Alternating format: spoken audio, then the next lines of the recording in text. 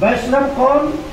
बोले वैष्णव जन तो तेरे कहिए जो पीड़ पड़ाई जाने, दूसरे को दुख को समझ, किसी के दुख को देख करके उसका दुख कैसे बीते, उसका हृदय विचलित हो जाए, ये वैष्णवता है। मानवता हुआ है कि स्वप्न में भी किसी को हमसे, हमारे आचरण से, व्यवहार से कष्ट नहीं पहुंचे, ये मानवता है। श्री मीरा जी अपने पूरे जीवन में कभी भी किसी का विरोध नहीं किया। हाँ, जब मानवता पर संकट आई तो एक बार मीरा जी ने दुर्गा का भी रूप धारण किया, खड़ग से मयान से तलवार निकाला मीरा जी ने, और अपनी धर्म, संस्कृति और मानवता की रक्षा के लिए मीरा जी यह भी रूप धारण किया। तो जग की चिंता कालेश न हो, एक भक्त का जीवन कैसा होना चाहिए? बोले संसार में चिंता, संसार में रहकर जगत की चिंता नहीं, बल्कि जगत को बनाने वाले जगदीश का चिंतन हो। ऐसा अगर मन में हो रहा है तब आप भगवत प्राप्त जीवन। जग की चिंता का लेश न हो, प्रभु के गुण गण की चर्चा हो। अब आप विचार कीजिए कि आप सुबह से शाम आपकी कैसी दिनचर्या रहती है। आप थोड़ा अपने को तौलिए। केवल दुनिया की चर्चा कहीं भी बैठ रहे, घर में, परिवार में, अगर केवल जितना तक व्यवहार का कार्य है संभालने के बाद भी फिर वही मन है, इसका मतलब अभी बहुत आप नीचे हैं, आपकी साधना बहुत नीचे। और संसार के कर्म जो आपकी जिम्मेवारी मिली है वो कर्म का निर्वहन करके और फिर आप भगवत चिंतन में, तो आप उस निशेनी की ओर, सीढ़ी की ओर है। श्री मीरा जी लग तो रहे लोग दृष्टि से कि भोजराज पति को समझा रही है, लेकिन एक सहचर को समझा रही है, एक सहपाठी को समझा रही है। जग की चिंता का लेश न हो, प्रभु के गुण गण की चर्चा हो। नहीं और किसी की आशा हो, नहीं और किसी से भय हो। जगत में आप एक आशा रखें, केवल हमारे गिरधर गोपाल ही, हम वही सुरक्षित हैं, उनसे ही आशा रखें। कुछ कहना भी हो तो उनसे ही कहिए। जहां ले चलोगे वही मैं चलूंगा, जहां नाथ रख दोगे वही मैं रहूंगा, जहां ले चलोगे वही मैं चलूंगा। न कोई उलहना, नहीं कोई अरीज, करा लो या कर लो प्रभु जैसी तेरी मर्जी, और कुछ कहना भी होगा तो केवल तुम्ही से कहूंगा। जहां ले चलोगे वही मैं चलूं। तो श्री मीरा जी कही कितनी सुंदर बात कही। कुछ कहने की मन में इच्छा भी हो तो संसार के किसी भी संसारिक प्राणियों से मत कर। सद्गुरु से साचार हो, एक सिद्धांत है कि हम कैसे रहे। बोले सद्गुरु से साचार हो और संतन से सद्भाव। सद्गुरु और भगवान से बिल्कुल साचार हो, कोई कपट नहीं। और दुनिया से ऐसे रहो जैसा देखो दांव। संसार से अगर खुला रहोगे तो जीने नहीं देंगे संसार वाले। इसलिए दुनिया के लोगों से कई लोग का अभ्यास होता है ना, घर में कोई घटना घटी, कोई बात हुआ, अब पूरे पड़ोस जो मिले सबसे वो महाभारत कहानी प्रारंभ की। जितने दुनिया के लोगों से अपने घर परिवार जीवन की आप गाथा व्यथा सुनाओगे वो सब मजाक बनाएंगे, समाधान नहीं करेंगे। तुम्हारे सामने तो कहेंगे कि आंसू भी ढाल देंगे तुम्हारे सामने, अरे ये तो बड़ा अच्छा नहीं हुआ, लेकिन पीठ पीछे ये तुम्हारा हंसी बनाएंगे, तुम्हारे परिवार के लोगों के मध्य में शिकवा शिकायत करेंगे। इसलिए कहना हो तो केवल अपने मन की बात किसी अच्छे जो आपके पूरे विश्वासी सदगुरु हैं, सदगुरु से साचा और संतन से सदमा। तो श्री मीरा जी कहती है कि अगर मन में कोई बात कहने की इच्छा हो तो केवल अपने परम आराध्य श्री ठाकुर जी के समक्ष आप निवेदन करें। इतना ही नहीं, प्रभु के प्रीत प्रतीत भीति प्रभु में, प्रीत भी कहा हो संसार में नहीं, प्रीत भी ठाकुर जी में हो, प्रतीत भी ठाकुर जी पर हो। प्रतीत मीन्स विश्वास, संसार पर विश्वास मत करो, संसार विश्वास के योग्य है ही नहीं। जहां जहां आप विश्वास करोगे संसार में वही वही तुमको धोखा मिलेगा। विश्वास भी करना है तो केवल श्री ठाकुर जी पर कीजिए। प्रतीत और प्रीत और प्रेम मोहब्बत भी करना है तो केवल श्री ठाकुर जी से ही कीजिए। नीत प्रीत परमारत स्वारत कौन राम सन जान जथारत। श्री गिरधर प्रभु के अतिरिक्त सच्चा प्रेम निभाने वाला कोई नहीं है संसार में, इसलिए प्रीत भी ठाकुर जी से करें। मीरा जी कहती है कि व्यवहारी और परमार्थी प्रभो सभी। अब ये दीक्षा के खड़विधा शरणार्थी का शर्त आ गया। आनुकूल्यस्य संकल्प प्रातिकूल्यस्य वर्जनम। आपका परमार्थ और व्यवहार कैसा हो, कैसा जीवन होना चाहिए, यही मीरा जी कह रही। व्यवहार और परमार्थ सभी कैसा होना चाहिए।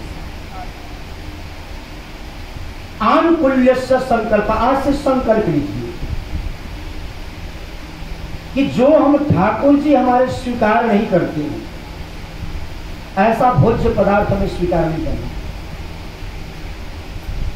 जिस वस्तुओं पर तुलसी दल आदि डाल करके और भगवान को नैवेद्य के रूप में अर्पण नहीं किया जाता वो हमारे लिए आरोग्य नहीं है, वो विष के समान है। ऐसे वस्तु को त्याग कर देना। बहुत लोग कहते हैं ना कि हम कोई चीज भी खा ले, सब हमारे लिए नहीं बना है।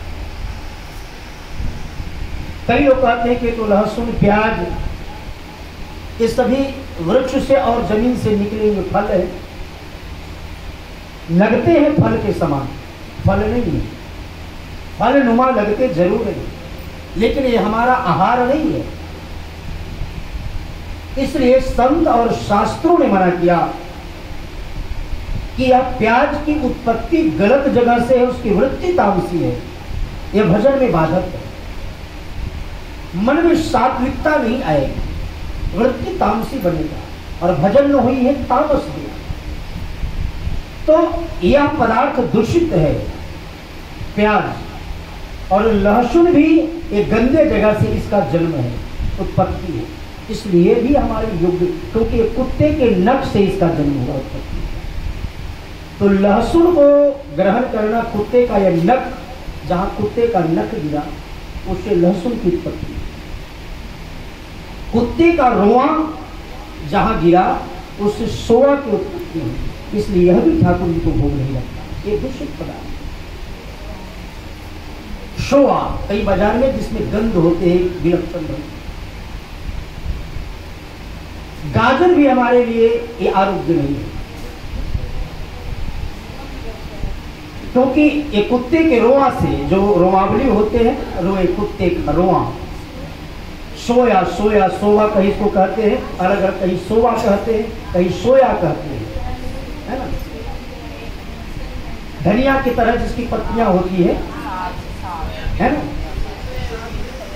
बाजार में धनिया जिसकी अलग गंध होती है, सोया, कहीं सोया कहते हैं, कहीं सोवा कहते हैं, कई नाम है ना। यह भी ठाकुर जी को भोग नहीं लगता, ये दूषित है। बहुत लोग मसूर का दाल वो कहते हैं महाराज क्यों, इसलिए कि मसूर दाल की भी उत्पत्ति गलत जगह से है। एक गौ माते का जब कान कट के गिरा, उससे जो बूंद गिरा रक्त का, और जहां जहां गिरा उससे मसूर दाल की उत्पत्ति, तो यह भी दूषित पदार्थ है। मसूर का दाल भी हम वैष्णव अगर हैं हिंदू मात्र को, ये भगवान को भोग नहीं लगता, ये हमारे आरोग्य अनुरूप नहीं। ये तो ऐसे तो दीक्षा लेने के बाद इसको कट्टरता से पालन, क्योंकि जब तक भगवान को यह थाल नहीं जाएगा वो हमारा प्रसाद बुद्धि से हमको लेना चाहिए। प्याज की उत्पत्ति कुत्ते के अंडकोश भाग से हुआ, इसलिए यह भी दूषित है, इसको भी नहीं लेना। लेकिन अब परमानी लोग अपने फैशन में जाने क्या क्या करते, ये सब दूषित पदार्थ जो ठाकुर जी को भोग नहीं लगे। गाजर भी दूषित पदार्थ है, गाजर की भी उत्पत्ति गलत जगह से है, इसलिए यह भी ठाकुर जी को भोग नहीं लगाया जाता। हम खा लेते हैं लेकिन ये भगवान को भोग निषेध है, हाल वह नहीं जाता। गाजर भी यह दूषित पदार्थ है, ये भगवान का भोग कदापि नहीं लगाए जाते हैं, यह भी दूषित पदार्थ है। यह कुत्ते के लिंग भाग से इसकी उत्पत्ति हुई नहीं, इसको भगवान को भोग नहीं, आप खा लेते हो विषय अलग है, लेकिन भगवान का यह भोग निषेध है, ये पदार्थ ठाकुर जी को भोग नहीं जाते। इसलिए हमारे वृंदावन या जितने भी ऐसे हैं वो इसके ठाकुर जी का थाल में नहीं जाता है, ये निषेध पदार्थ है। राम राम माता जी, बोलो वृंदावन बिहारी माता जी को आसन दो है। हाँ हाँ आपका ध्यान है पूरा, पहले से मैं विचार, आज मेरा दीदी खूब कृपा करेंगे। बोलो वृंदावन बिहारी लाल की, श्री मीरा दीदी की। ठाकुर जी बहुत, ठाकुर के जी ये सब विलक्षण विलक्षण भक्त है ना, तो उसमें से ये भी एक अंग है, इसलिए प्रणाम करो। तो आए हम लोग जिसको श्रवण कर रहे हैं, एक वैष्णवता का कैसा एक वैष्णव का जीवन होना चाहिए। तो श्री व्यवहार और प्रमाण, ये तो व्यवहार की बात बताई कि आहार की शुद्ध, देखो जैसा अन्न खाओगे वैसे मन की वृत्ति बनेगी, अन्न से मन का बहुत गहरा संबंध, और जैसे पिए पानी वैसे बोले वाणी, पानी से वाणी का बड़ा गहरा संबंध है। शराब तो पानी ही होता है, और शराब पीने वाले की वाणी देखो, एक क्षण में उनकी वाणी बदल जाती है। फिर जब उससे शराब की नशा उतर जाए और उससे पूछो तो कहता कि नहीं हम तो कुछ नहीं किया ना बोले। और लेकिन शराब की नशे में पानी पीने के बाद ऐसी स्थिति में कहीं कहीं नाली की मोड़ियों में भी गिरा रहता है, फिर भी उसको जो आनंद आता है। तो यह पानी जैसा हम ग्रहण करेंगे आहार के रूप में, उसी के अनुसार चित्त की वृत्ति बनेगी, इसका बहुत गहरा संबंध है। श्री मीरा जी कहती है कि व्यवहार और प्रमाण, व्यवहार और परमार्थ सभी नारायण प्रभु के चरणों में। और जो भी आप शुभ कर्म कर रहे हैं वो सभी वह कर्म कीजिए जो भगवान के लिए अनुकरणीय है। आपका किसी के साथ ऐसा व्यवहार भी मत करें जो आपको अच्छा नहीं लगता। जैसे आप कहीं गए हो और कोई आपको उठा दे, उठो यहां से, ये बात आपको अच्छी नहीं लगती है। तो जब आपको नहीं अच्छी लगती है तो आप भी प्रयास करें कि हम भी किसी को नहीं उठाएं जो बैठा है, अथवा किसी को अपशब्द नहीं बोले। हमको अगर कोई, हम भी तो कभी किसी की बहू बनकर गए थे, पहले तो सास बनकर आते नहीं है, पहले बेटी, फिर किसी की पत्नी, फिर किसी की माँ, बहू भी बनते हैं। ये जरूर रहे कि हम कभी भी बहू बनकर आए थे तो हमको जो बात अच्छी नहीं लगी हमें भी अगले के साथ प्रयोग नहीं करना। ऐसा शब्द कदापि अपने जीवा पर मत लाइए जो हमारी वाणी से किसी को कष्ट हो। तो श्री मीरा जी कहती ये मानवता है, जो बात अपने लिए अच्छी न लगी वो किसी के साथ प्रयोग मत कीजिए। और दृढ़ता पूर्वक इस नियम में अगर ऐसा जिसका आचरण है तो भगवान उसके साथ, फल उसके साथ। श्री भोजराज जी ने एक फिर अद्भुत प्रश्न किया। सुना हूं कि कई लोग ब्रह्म को निराकार कहते हैं, कई लोग कहते हैं कि नहीं निराकार नहीं, वो ब्रह्म परम साकार है। तो ब्रह्म साकार है, निर्गुण अनुभव गम्य है कि सगुण साकार सेव्य है। परमात्मा को कैसे सेवन किया, इसका बड़ा सुंदर समाधान है। अच्छा, आपसे एक प्रश्न किया जाए कि 12 बजे दोपहर में कि भगवान सूर्य इस समय कहाँ है, तो क्या कहिएगा ऊपर देखकर? आकाश में है, मुरादाबाद में। अच्छा, उसका कोई आकार है? बोले हाँ। आप बोलेंगे ना तो उसका आकार है, कैसा है? बोले गोल है। और उसी आकार से पूरा विश्व प्रकाशित है। सूर्य का एक आकार है। और फिर आपको 12 बजे रात्रि में पूछा जाए कि मुरादाबाद में जहां से खड़े होकर आप कह रहे थे सूर्य है, उसका कोई आकार है, तो आप क्या कहोगे? यही कहोगे ना, इसका कोई आकार नहीं है। 12 बजे जिसका दिन में आकार क्षितिज में आसमान में दिखाई पड़ रहा था, अब रात्रि में आपसे पूछा जाए कि भगवान सूर्य का कोई आकार है, तो आप कहोगे कि कोई इसका आकार नहीं, वो निराकार है। दिन में जो आकार बनकर हमारे क्षितिज में दर्शन दे रहा था, अब वह रात्रि में उसका कोई आकार नहीं है। तो क्या भगवान सूर्य समाप्त हो गए? आप यही कहोगे कि नहीं, अब भगवान सूर्य नहीं है। जो 12 बजे दिन में आपके इस मुरादाबाद में एक आकार का दर्शन हो रहा था भगवान सूर्य का, वही रात्रि में जो वो आकार लुप्त हो गया है। और उसी समय अमेरिका में पूछा जाए 12 बजे रात्रि में, तो जो आकार यहाँ था दिन में, वही आकार अब वहां रात में दिखाई पड़ रहा है। इसका मतलब कि उसकी आकार जो है भगवान सूर्य का, वो समाप्त नहीं हुआ है, वो आकार है। उसी आकार को अनुभव करने के लिए, जैसे ऐसे समझो जल है, तो जल का कोई आकार होता है क्या? और उसी जल को एक फ्रिज में कटोरा में रख दो और 2 दिन के बाद निकालो, तो इसका आकार है कि नहीं? वो बर्फ बना। और फिर गोल कटोरी में रखा तो गोलाकार बन गया, चौड़े कटोरी में रखे तो चौड़ाकार बन गया, तो फिर आकार बन गया कि नहीं? अच्छा, उस बर्फ में जल है कि नहीं? आपसे पूछा जाए जो आकार बना है, तो उस बर्फ में जल है कि नहीं? उस बर्फ में भी जल है जो आकार बना है। मीरा जी ने कहा उसी प्रकार से निराकार और आकार है, साकार है। निराकार और आकार में, साकार में इतना भी भेद बुद्धि भक्तों को नहीं रखना चाहिए। जो ब्रह्म परमात्मा निराकार है, जिसको हम देख नहीं सकते। अभी आपको कहा जाए कि आप जिस मंदिर में बैठे हैं, तो परमात्मा आपके सामने साकार रूप में है कि निराकार रूप में? तो आप तो कहेंगे कि साकार रूप में विग्रह दर्शन दे रहे हैं। और वही साकार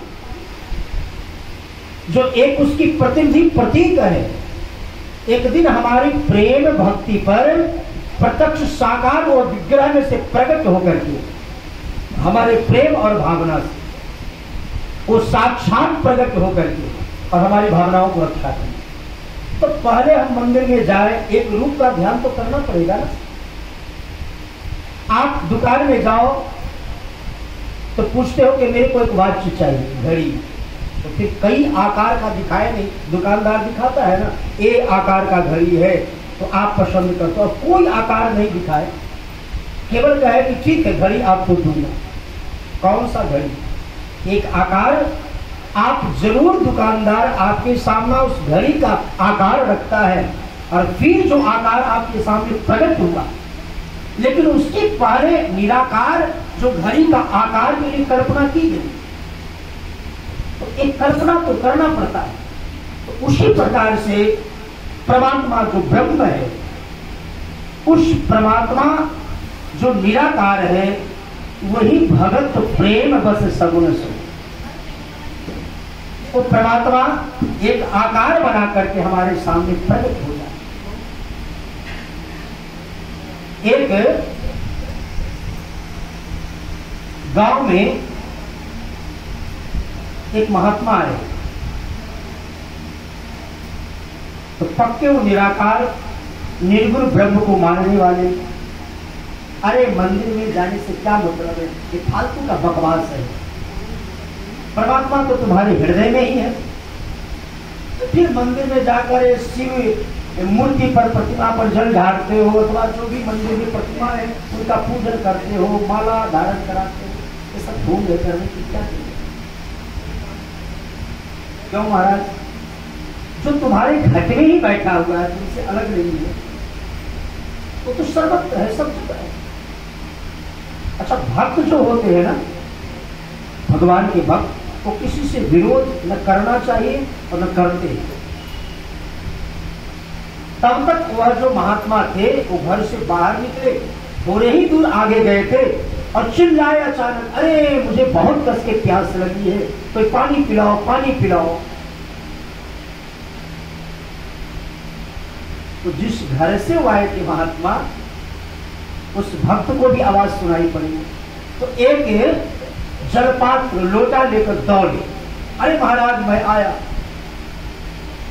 और उसमें जल लेकर नहीं आए, जल से रहित पात्र लेकर आए। लो महाराज जल पी लो। अब महात्मा ने देखा कि ये तो जल पात्र लेकर आया है और जल है ही नहीं, बिगड़ पड़े, ये तुम्हारी मानवता है, मैं प्यास से मरा जा रहा हूं। बोले महाराज जल तो आपके सामने ला के रखे, ये जल है, ये तो जल पात्र है। तो भगत जी बड़े प्रेम से मुस्कुरा कर बोले, ये बताएं महाराज, आप जहां बैठे हो यहां जल है कि नहीं? जहां आप बैठे हो, आप लोग भी जहां बैठे हो, यहां जल है कि नहीं? हाँ जल तो है। एक फल है, सर्वत्र जल ही जल है, और जल न हो तो फिर हम हैंड पाइप से, चाहे समरसेबुल या कुछ भी, उसको जल तो निकालते हैं, उसको नीट माध्यम बना करके पृथ्वी। जल न हो तो जल नहीं बाहर आए। हाँ जल तो है, कहाँ? बोले जहां हम बैठे वहां भी जल है। तो महाराज मैंने सोचा कि महात्मा जहां बैठे हो वहां जल तो है ही, तो केवल जलपात्र चाहिए, जल निकालेंगे पी लेंगे। महात्मा ने कहा, मूर्ख, जल तो है, लेकिन ये केवल जलपात्र से यहाँ जमीन के अंदर जो जल है उसको नहीं निकाला जा सकता। तो महाराज बोले जल निकालने की जहाँ व्यवस्था बनाई गई है, कूप अथवा हैंड पाइप, जहाँ साधन है, उपकरण है, वहां से हम जल को प्राप्त कर सकते हैं, इस जलपात्र को भर सकते हैं। भगत मुस्कुरा कर बोले कि महाराज यही बात मैं आपसे कहना चाहता हूँ कि परमात्मा तो हम में भी है, आप में भी है, सब जगह है, लेकिन वह जो उसका प्रतीक है, जैसे नल है ना, कूप एक प्रतीक है जल का, उससे हम जल को प्राप्त करते हैं। उसी प्रकार से मंदिर में इसीलिए, अथवा घर में भगवान का विग्रह अर्चा रूप में, छवि रूप में, इसीलिए उनका दर्शन करना पड़ता है कि उनको दर्शन करते करते एक दिन ऐसी हमारी स्थिति बन जाती है कि उसी में से जल रूपी परमात्मा प्रकट हो जाती है। इसलिए मंदिर में जाने की जरूरत है। लोग कहते हैं मंदिर में हम क्यों जाए, क्यों भगवान की आरती और उनका पूजन करें?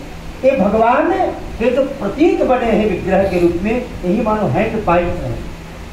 और एक दिन जब आप जैसे जतन करते हो हैंड पाइप से, तो बहुत देर अगर पानी उसमें नहीं होता है तो कुछ देर चलाते चलाते चलाते फिर जल निकल जाता है। उसी प्रकार से आपका जब सत्कर्म होगा, शुभ कर्म होगा, अच्छे कर्म करोगे, तो एक दिन कभी कभी कबहुत दीन दयाल की भनक पड़ेगी कान।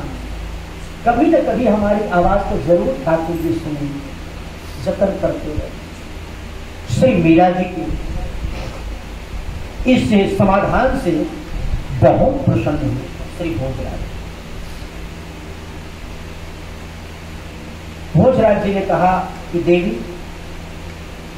क्या मैं अपने नेत्रों से एक ग्लानि, एक मन में टीस है। और उन दिनों श्री मीरा जी कभी कभी भावावेश में, क्योंकि दोनों एक ही कक्ष में सोते थे, एक प्रेम पर श्री भोजराज जी, दूसरे पर मीरा जी, और सामने गिरधर गोपाल जी का प्रेम होता था। तो एक बार श्री मीरा जी कभी कभी भावावेश में तन की सुधि भूल जाती है, और हे गिरधर गोपाल, हे संवलिया, जैसे स्वप्न में गिरधर प्रभु आकर के लीला करते। एक दिन मध्य रात्रि को, और उन दिन श्री भोजराज जी युद्ध के क्रम में उनका एक भुजा घायल हो गया, इलाज भी उसका चल रहा, मल्लम पट्टी हो रहा है, लगभग घाव सूखने की स्थिति में। उसी समय श्री मीरा जी अर्धरात्रि में चिल्लाती हुई उठी। ये सब स्वप्न में सब देख रही थी कि मेरे गिरधर प्रभु आए हैं और मुझसे वार्ता हो रही है, मुझे साथ अंतरंग लीलाएं हो रही है। और उसी समय ज्यों ही श्री गिरधर प्रभु जब जाने लगे तो मीरा जी पीछे से दौड़ी उठकर खड़ी हो गई, और इतनी तीव्र गति से भागी कि जहां एक झरोखा था उसमें कोई दरवाजे नहीं लगे। भोजराज जी देख रहे थे, और एक क्षण भी अगर भोजराज जी विलंब करते तो मीरा जी सीधे तिरमंजरा से नीचे आ जाती और चकनाचूर हो जाता शरीर। श्री भोजराज जी दौड़े, और दौड़ने के बाद श्री भोजराज जी श्री मीरा जी को यो भुजा लगा करके, जिसमें घाव था, अब फिर घाव ताजा हो गया, क्योंकि मीरा जी बहुत तीव्र गति से दौड़ रही थी। और जब चोट लगी, आघात पहुंचा, तो श्री भोजराज जी के जो बाहु थे भुजा, वो फिर लहूलुहान हो गए। अब वह रक्त श्री मीरा जी के वस्त्र में भी लगा, और श्री भोजराज जी मीरा जी को वही स्थिति में ला करके फिर प्रेम पर लेटा दी। यहां तक तो ठीक था, लेकिन श्री भोजराज जी को अब गलानी हो रही है, क्योंकि मैंने वचन दिया था गिरधर ऐसा निभाने वाला शायद कोई कलयुग में हो। हम किसी को वचन देते हैं और एक क्षण में बात बदल जाती है, ऐसी जिसकी निष्ठा हो तब भगवान की कृपा हो। श्री भोजराज जी ने मेड़ता में जो श्री मीरा दीदी को वचन दिया था कि पत्नी भाव से कभी भी आपके शरीर को मैं स्पर्श नहीं करूंगा, और यहां जो मीरा जी के इस शरीर को ये भाव से नहीं शरीर में हाथ लगाए थे। अगर श्री भोजराज जी मीरा जी को नहीं पकड़ते तो ऊपर से सीधे मीरा जी नीचे आ जाती, क्योंकि वो अपने आप में नहीं। और मीरा जी जब भावावेश में आती थी तो अपने आप में नहीं रहती, शरीर की शुद्धि नहीं जाता। तो श्री भोजराज जी ने कहा, देवी मेरे मन में एक गलानी है, पहले एक गलानी समाप्त। कैसी गलानी? आपको मैं मेड़ता में वचन दिया था गिरधर प्रभु के समक्ष, हाँ, एक शब्द स्मरण कि मैं कभी भी पत्नी भाव से आपके शरीर को स्पर्श नहीं करूंगा। तो फिर गलानी किस बात की? आपने कब स्पर्श किया? श्री भोजराज जी ने कहा कि देवी आप तो कभी कभी भावावेश में आपको पता नहीं चलता कि आप कहां हो। आज रात्रि में, मध्याह्न रात्रि में, हे गिरधर, हे गोपाल, ऐसे चिल्लाती हुई आप इतनी तीव्र गति से, ऐसा प्रेम से उठकर भगी, और उस समय आप अपने में नहीं थी, ऐसी भावावेश में थी।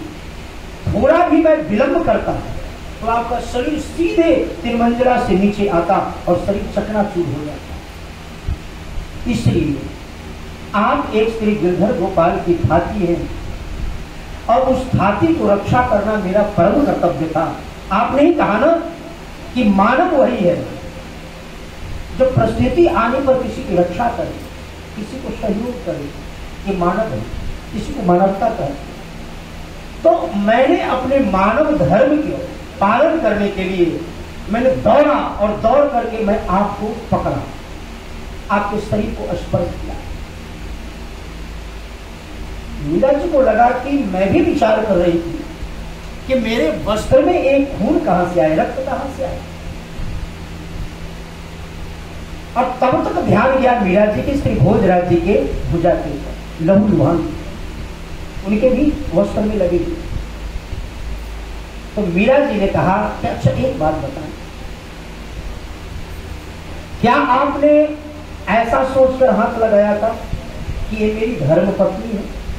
नहीं देवी, आप श्री गिरधर प्रभु के परम आराध्य, जो मेरी परम आराध्या है, श्री गिरधर गोपाल की आप परम भार्या है और उनका यह शरीर है, गिरधर गोपाल का यह शरीर है, उनकी आप सेविका है चरणों का। तो मैं इस भाव से अपने मानव धर्म का जो एक धर्म होना चाहिए, इस नाते मैं आपके शरीर की रक्षा करना मेरा परम कर्तव्य है। श्री मीरा जी ने जो समाधान दिया, हे महाराज, आपने तो मानव धर्म का, एक सही मानव धर्म का यही लक्षण होना चाहिए। अगर आपके मन में यह भाव होता कि ये मेरी धर्म पत्नी है, मैं इनके शरीर का आलिंगन करूं, तब तो आप दोषी थे। लेकिन इसमें तो आपने मानवता का परिचय दिया है और इससे मुझे भी और मेरे सांवलिया गिरधर गोपाल को भी बहुत प्रसन्नता हो रही है। आप उनकी सही बात है। ये व्यर्थ की गलानी, श्री भोजराज जी ने कहा कि गलानी तो तब अब मिटेगी, आप ऐसे परम आराध्या भक्तमती 10 वर्ष कम से कम व्यतीत हो गए थे साथ में श्री भोजराज और मीरा जी, 10 वर्ष की अवधि। और 10 वर्षों में श्री भोजराज जी ने जो मीरा जी के सानिध्य में रहकर अनुभव किया, कभी कभी श्री मीरा जी ये भी कही कि महाराज, हमारे और आपके प्रतिज्ञा के अनुसार तो अब वंश की परंपरा चलने वाली नहीं है और किसी भी परिवार में परिवार के लोग वंश की परंपरा कैसे चले, इसके लिए भी चिंता होती है, लोगों को चिंतित होते हैं। तो यह राणा परिवार का जो वंशावली है ये तो यही लुप्त हो जाएगी। आपसे एक प्रार्थना है कि आप दूसरी विवाह कर लें। धन्य है श्री भोजराज जी। भोजराज जी की आंखें भर आई और भोजराज जी ने कहा कि देवी, ये बताएं कि गंगा यमुना सरस्वती ऐसे तीव्र पवित्र धारा में स्नान करके उनका सानिध्य प्राप्त करके और फिर किसी नाली, किसी नाला, इसका सानिध्य प्राप्त करना चाहिए, यही मानवता है। 10 वर्षों में जो आपका सानिध्य प्राप्त हुआ है और आपसे जो मेरे को प्राप्त हुआ है, अब यह संसार के विषयों की तरफ इतना भी मन में गंध नहीं। और परिवार की वंशावली की ये आप बात करती हैं, तो परिवार में भी 3 हमारे अनुज हैं। श्री रतन सिंह जी हैं, श्री विक्रम राणा जी हैं और श्री उदय सिंह जी।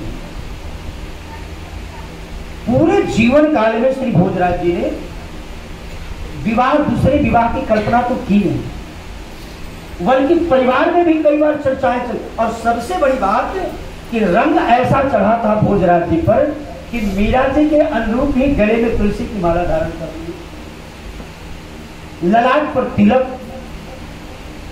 परिवार में जो ननद वाली श्री मीरा जी की ननद की उदा वाली,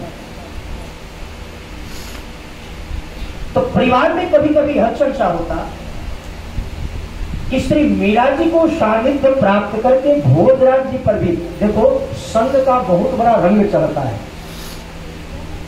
आप किसी सत्संगी का संग करोगे तो सत्संग में जाने की इच्छा होगी, और किसी दुर्जन का संग करोगे तब सत्संग में नहीं। फिर गलत गलत जहां कर्म होते हैं ऐसे स्थानों पर, क्योंकि जैसा संग का बहुत बड़ा रंग एक जीवन पर उसका छाप पड़ता है। तो मीरा जी का सानिध्य प्राप्त करके और श्री भोजराज जी के ऊपर जो ऐसा पवित्र जीवन इस कलयुग में असंभव है। एक आपसे प्रार्थना है, कहिए।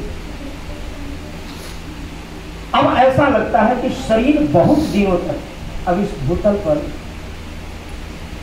अब मैं रखने की अपने को योग्य नहीं समझ रहा, लेकिन एक ग्लानि है कि आप ऐसे भक्तमती का सानिध्य प्राप्त हुआ और फिर भी अपने नेत्रों से एक बार परमाराध्य श्री गिरधर प्रभु को दर्शन नहीं किया।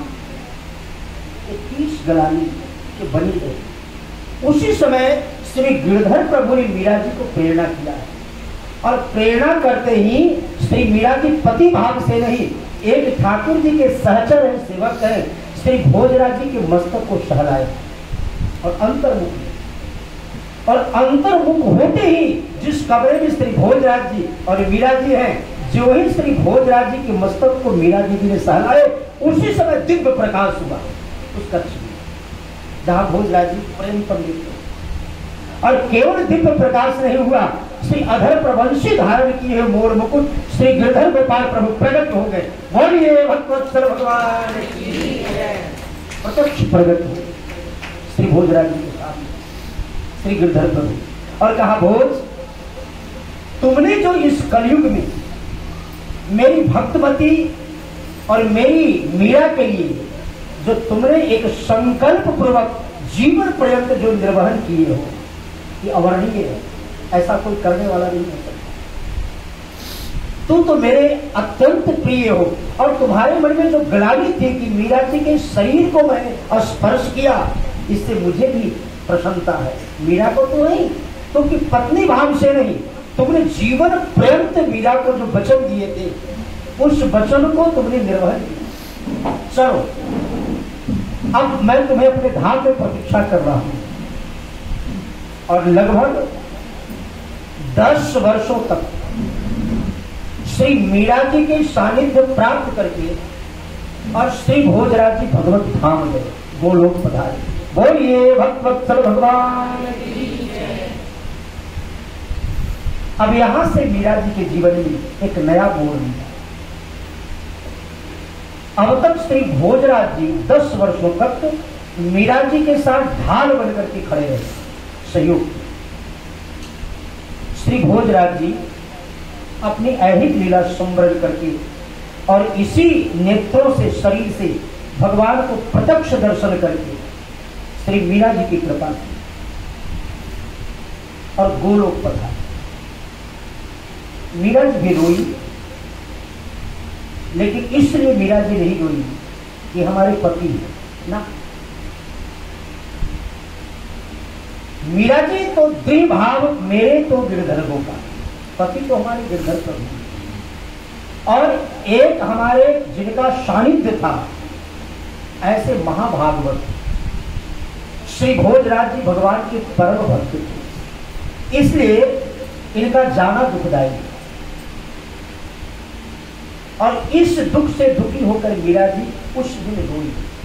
फिर दूसरे दिन, लेकिन श्री मीरा जी ने अपनी चूड़ी को निकाली, न मंगलसूत्र को निकाली, और न ही सीमांतक से सिंदूर हटा। अब श्री उदाबाई जो इनकी ननद थी मीरा जी, तो पूरा महल में क्योंकि आई और महाराणा सांगा से भी कही, पिताश्री देखिए इस कुलक्षणी को, पति का प्राणांत तो हो गया, और फिर भी सुहाग के जितने चिन्ह हैं, न सिंदूर धोई, न चूड़ी हटाई, और वस्त्र भी देखो लहंगा चुनरी धारण कर रही। अच्छा, श्री रतन सिंह जी को जब श्री भोजराज जी का प्राणांत का समय आया, तो रतन सिंह जी को बुलाया है, और जाते जाते श्री भोजराज जी ने समझाया, भैया ये मीरा न तुम्हारी भाभी है और न ही मेरी धर्मपत्नी है। 10 वर्षों तक एक कक्ष में रहकर और मीरा जी के दिनचर्या को जो मैंने दर्शन किया, ये तो कोई ब्रज की गोपी है,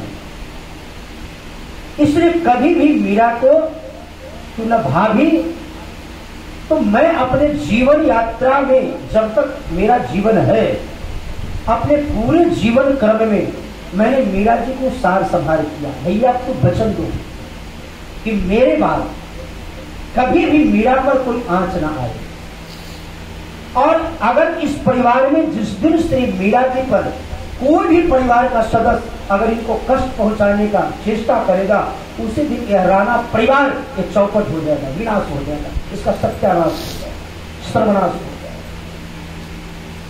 तो रतन सिंह जब तक, क्योंकि भोजराज जी के बाद रतन सिंह जी ये महाराणा सांगा के दूसरे पुत्र हैं। अभी महाराणा सांगा जीवित है, पुत्र का तो प्रणाम हो गया, लेकिन महाराणा सांगा जीवित। और फिर महाराणा सांगा उसी क्रम में उस समय मुगल सम्राट बाबर दिल्ली के राज सिंहासन पर बादशाह बनकर बैठा था। तो आगरा के समीप एक भयानक युद्ध हुआ। दिल्ली का कहलाने वाला राजा बादशाह बाबर और महाराणा सांगा चित्तौड़ के जो राणा पद पर आसीन थे, और उसी युद्ध में छल से एक इनके ही खास गुप्तचर और श्री महाराणा सांगा को विष दे दिया, और उस विष के कारण महाराणा सांगा का भी प्राणांत हो गया। दो इस परिवार से निकल गए। मीरा जी के लोग दृष्टि से कहलाने वाले ससुर महाराणा सांगा और लोक दृष्टि से पति कहलाने वाले श्री भोजराज। अब उससे चित्तौड़ के राज सिंहासन पर श्री रतन सिंह जी बैठे, और रतन सिंह जी का विवाह हो चुका था, क्योंकि भोजराज जी से जब निराशा हाथ लगी परिवार को, तो भोजराज जी ने कहा कि वंश की परंपरा चलाने के लिए श्री रतन सिंह जी को विवाह कर दिया, और रतन सिंह जी को एक कन्या, पुत्र तो नहीं, एक कन्या धन की प्राप्ति हुई। तो रतन सिंह जी राज सिंहासन पर बैठे, और रतन सिंह के जीवन काल तक तो मीरा जी के ऊपर किसी ने आंख उठाकर देखा नहीं, और श्री भोजराज जी मीरा जी के लिए अपने जीवन काल में ही महल से बाहर एक मंदिर, दिव्य मंदिर बनवाया था, और उस मंदिर में नित्य श्री मीरा जी सत्संग सुनने जाती थी, नित्य सत्संग होता। तो श्री रतन सिंह जी का, लेकिन मीरा जी की स्थिति, मीरा रहती मगन गिरधर की, शोभा में दिन रहना, गिरधर के चरणारविंद पर लगे रहत मन नैना।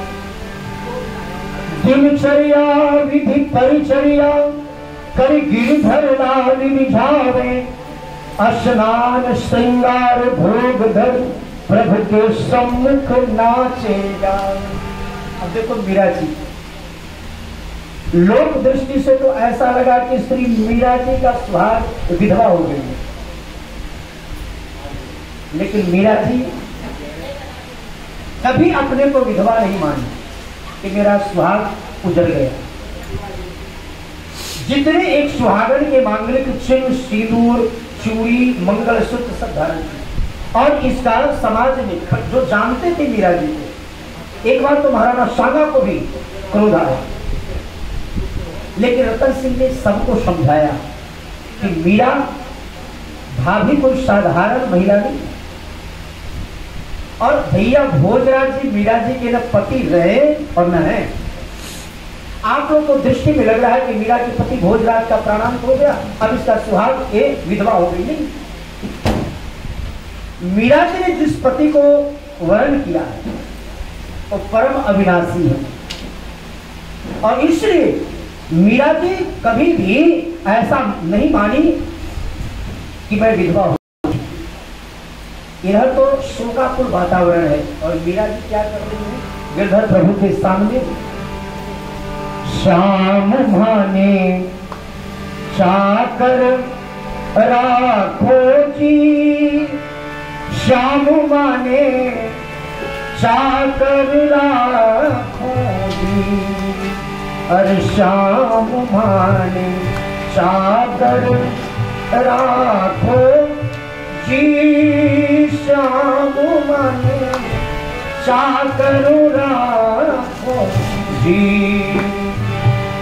चाकर रहसो बाग लगासो नित्य उठ दर्शन पासो वृंदावनी की कुंजी गलीनों में श्री वृंदावन की कुंजी गलीने में तेरी लीला गासू श्यामो माने चाकर राखो जी श्यामो माने चाकर राखो जी हर श्याम माने चाकर राखो जी श्याम माने चाकर राखो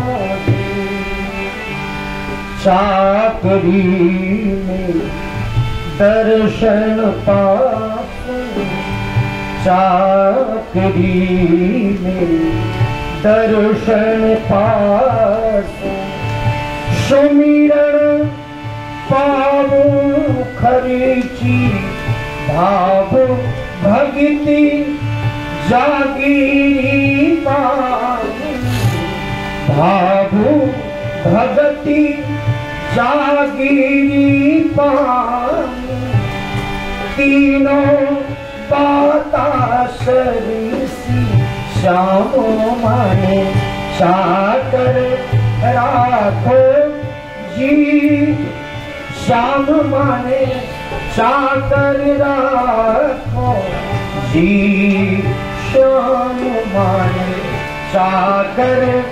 राखो जी श्याम माने चाकर राखो जी। इतना ही नहीं, भाव कहा है मीरा जी का?